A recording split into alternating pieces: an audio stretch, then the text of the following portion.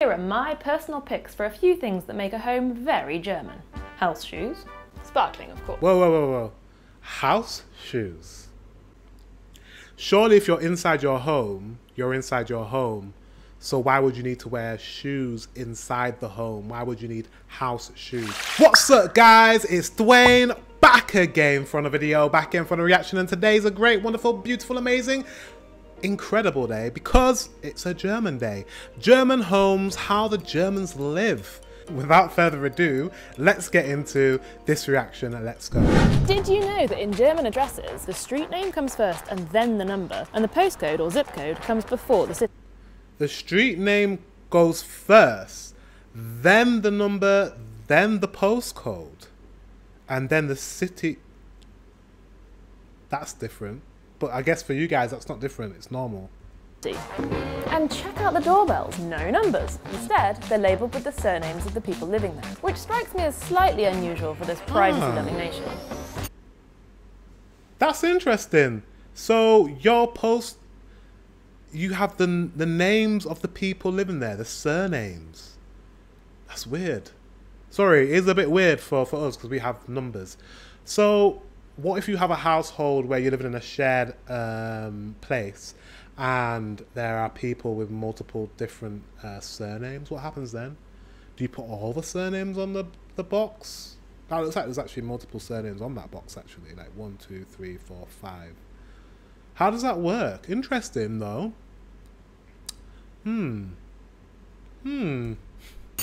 Anyway, for today's episode, we're at home with the Germans.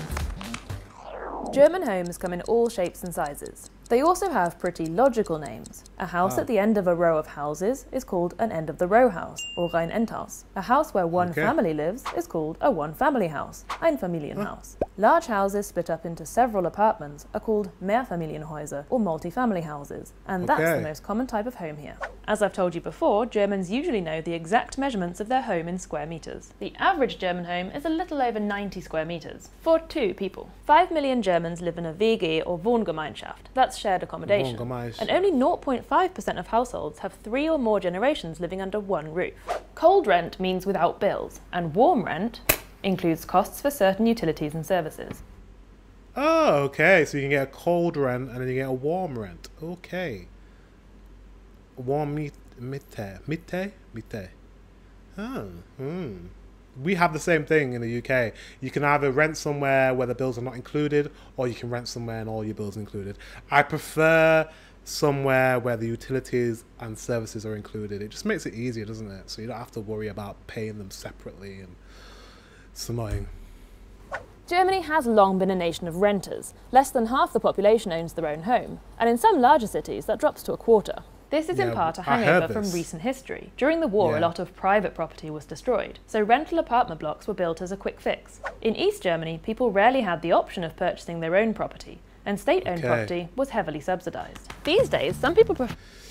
So East Germany, obviously, with the fall of the wall, obviously you're all combined now, but East Germany, it must be very different from West Germany. Is there a clear difference?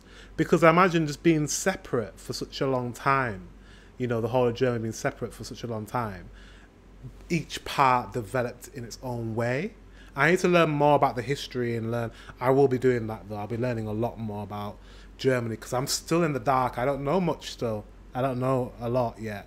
And I'm looking forward to learning more. But yeah, just looking at that picture with all those apartment blocks, that look very different from the parts of Germany that I've seen so far. Interesting. Okay. The flexibility of renting. Germans do, after all, move an average of 6 times in their life. But most people cite spiralling house prices and hefty deposits as the main hurdle to owning their own home. That being said, renting isn't always a particularly cheap alternative. In Munich, renters are shelling out around €17 per square metre. Berlin has introduced a controversial 5-year rent freeze to try and get its prices under control. And some people are getting creative, shunning traditional living models in favour of houseboats, camper vans, communal living projects, or tiny houses. Really? Really? I'm interested to know. Do any of you guys, my subscribers, any of you, and if you're not subscribed, Make sure you subscribe. But do any of you guys live in like an unconventional home? Like a home that's like, I don't know, a boat or a camper van or something that's just like really not like the norm in terms of a living arrangement? Let me know in the comment section below. I used to know a guy, actually I used to work for a guy that used to live on a canal boat. So weird, so different. And he lived on his canal boat with his cat. And yeah, we went on there and it was very small, very, very small. I just don't know how I feel about feeling it rock at night. Very strange, but interesting. And I always find it interesting to know if other people live in like a different, unconventional way. So let me know in the comment section below if you do. Tiny House ist ein kleines Häuschen, meistens aus Holz gebaut, zwischen 10 und 20 Quadratmeter auf Rädern, auf einem Pkw-Anhänger. Ist aber auch eine Bewegung. Ja, ist eine Bewegung, die vor ungefähr 15 Jahren in Kalifornien, in den USA eingesetzt ist. Und wie ist es dann nach Deutschland gekommen? In Deutschland gab es ja schon immer durch diese Kleingärten eine Tiny House Affinität. Deutsche und auch Holländer, die ja sehr viel Camping machen und Caravaning, die haben eine... Ah, is it really big? Is caravanning and camping big in Germany? I didn't know that. It's also quite big in the UK. It for some reason it has become less popular, but back especially in the 90s, caravanning and going to caravan parks and staying in caravans was huge. The majority of Brits used to go on holiday to caravan parks, especially if they couldn't afford to take your entire family, if you had a lot of children, to other countries. So I didn't know that it was big in Germany too, or it's probably bigger in Germany now than it is in the UK, because a lot of people now can afford to go to hotter climates, and Brits enjoy being on holiday and baking in the sun. So it's become less popular in recent years, but that's interesting. Hohe Sympathie für kleine Räume. Welche Vorteile bietet ein Tiny House? Wenn wir nicht mehr so viel Platz beanspruchen, können wir nicht mehr so viel kaufen. Wenn alle Menschen auf einmal in Holzgebäude leben würden, hätten wir nicht so eine CO2-Katastrophen. Und wenn wir nicht mehr in anonymen Hochhäusern leben wollen, sondern eher in kleineren Strukturen, dann ist das soziale Miteinander auch ein anderes. Anyway, back to the status quo for now. Here are my personal picks for a few things that make a home very German. House shoes, bottled water, sparkling of course. Whoa, whoa, whoa, whoa. House shoes. House shoes. Interesting. You have house shoes. So that's a bit different from like the Swedes and the Finns. They take their shoes off before they come into a home, which I think is very, very important, because you don't want to bring your outside shoes in. But this is a whole new level. You have house shoes. Interesting. Why? Why do you have house shoes? Surely if you're inside your home, you're inside your home. So why would you need to wear shoes inside the home? Why would you need house shoes? So I know as Germans, you're very efficient. There has to be a reason. You're very, you like the Finns, very efficient. You like things done in a particular way. But I don't see the logic in house shoes, just because if you're inside, you should really not be wearing shoes inside. Even if they're house shoes, there isn't a need for shoes, because you're indoors. So let me know what that's about. Very intrigued. Let me know. Weird little mini forks for cake. If the cakes aren't mini, then why are the forks? Mini forks for cakes. I get that. I get that. Yeah. Dessert forks. Yeah. That's not weird. Solid roller blinds that block out every last scrap of light. Whoa, like blackout blinds. I would have that in a bedroom. That would be perfect in a bedroom, because there's nothing like blinds that can just shut out all, or curtains, blackout curtains that shuts out all the light. Perfect. You have the best night's sleep. But why would you have that in your living room? Is that needed in your living space? Is that needed? I don't know. Maybe.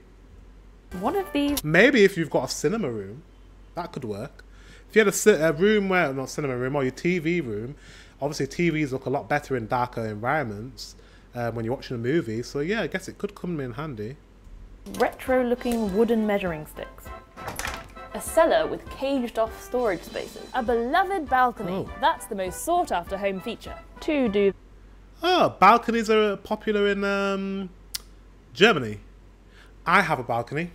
You can't see it, or maybe you can see it. You can see the corner of it, I think, in the viewfinder. I think there somewhere. And I love my balcony, but isn't it a bit cold to have a balcony in Germany? Why do you guys want a balcony?